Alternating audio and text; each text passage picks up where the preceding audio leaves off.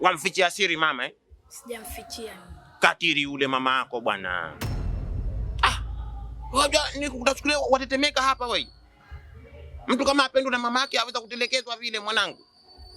Au nyewe mpokea sumu tu kutoka kwa mama halafu nyewe baba yako wapi ninakuelekeza kwamba mama yako yeye akuzingua yule.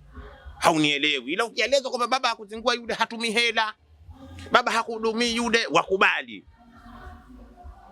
Mlikuwa mwaishije na mama yako bwana, hebu nieleze. Ndiyo tulikuwa naishi maisha ya upanga nikalilia nilete huko. Hiyo nyimbo hujui.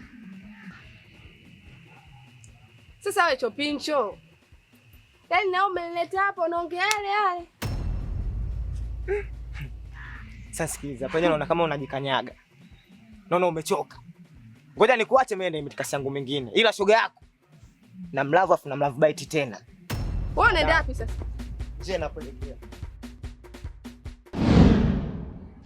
Ili kwaje kakuleta hapa? Si nimeletwa kwa babangu mimi. Kakuleta kwa baba. Wewe ulikuwa wanijua mimi? Hapana. Hanga kuleta kwa wema bwana. Alafu wewe unaonekana mbishi ndio maana hadi kakuleta huku kaja kunisusia mie. Sasa hapa mimi mwanangu nataka tuishi kwa upendo, kwa amani. Sawa? Sio kwamba nimekuuliza maswali hayo ukafikiri labda baba mimi hanipendi. Mimi hapa nilikuwa ninaishi upweke. Nilikuwa na ndugu yangu huyo babako mdogo huyo aitwa Mturuki. Yeye huyo tangu kaondoka hapa sasa yapata kama miezi miwili mitatu minne mitano.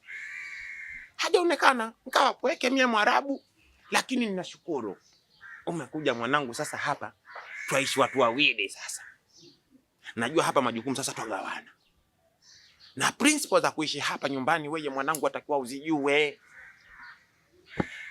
Babako mimi ninapoamka asubuhi nikute pale chai tayari.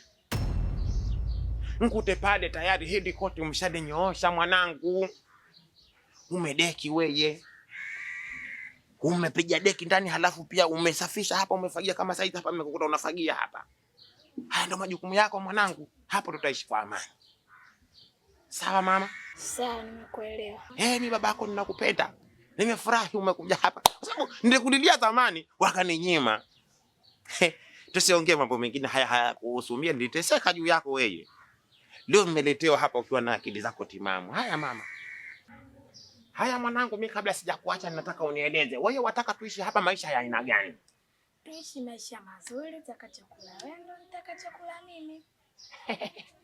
Wanifurahisha wewe binti wewe jamani. Endelea na majukumu yako. Sawa.